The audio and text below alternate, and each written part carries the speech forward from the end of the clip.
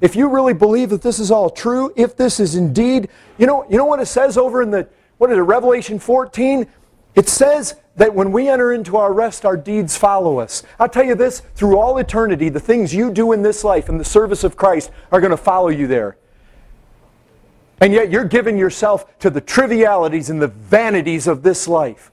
Amazing. You know what? You're a professing child of God. You say you believe in eternal rewards. You say there's treasure to be had in heaven. But then you compare yourself with a lost man. And he's outrunning you. He's investing in all his stuff in this life because he believes it's going to bring him pleasure. You say you believe the greatest pleasures are at his right hand in the world to come. And yet by your life you're not proving it. And he's outrunning you in the things, his objectives, what he wants to accomplish than what you're running in. We speak one way, brethren, and we live another way. And we ought to hang our heads that this world should be outrunning us. Jesus Christ said, you would show yourself in or out, hot or cold. And if you're going to be lukewarm, if you're going to serve me with a half heart, it sickens me, I'll vomit you out of my mouth. He's not speaking to some Turks over there in Izmir, bowing down to their Allah over at the... No, he's speaking to a church. Just like I'm speaking to now. Not to the lost hordes out there. He's speaking to the church. And he's saying, if you're going to try to serve me with a half heart, divided heart, I hate it. It sickens me. Go one way or the other. But get off the middle.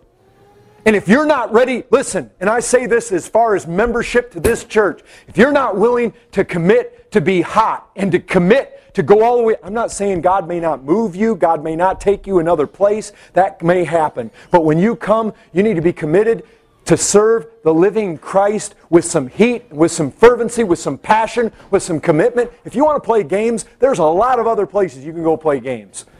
But we want to do it according to the Word, do we not? And it says do it with fervency. It says don't be slothful in this.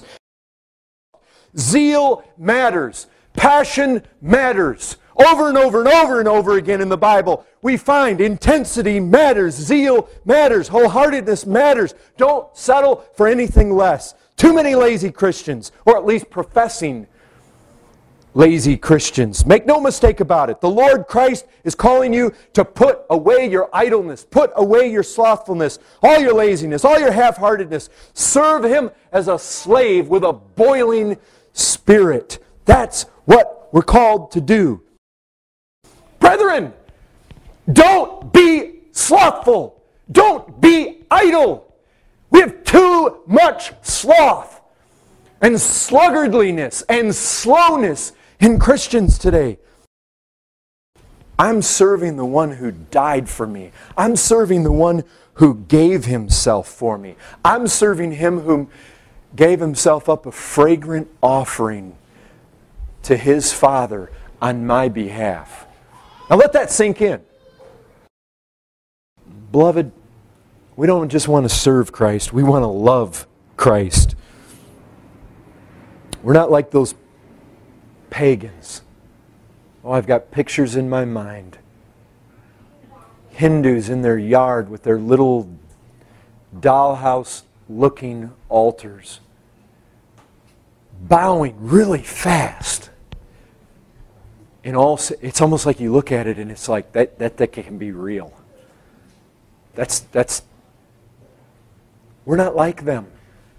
We don't serve our Christ like the pagans, all full of fear, all full of terror. Brethren, if Christ were to stand here right now, and you know, He would speak with authority and yet with compassion. If He spoke in that way and He said, look at my wounds. I've done this for you. What have you done for me? Is this not worth your fervency?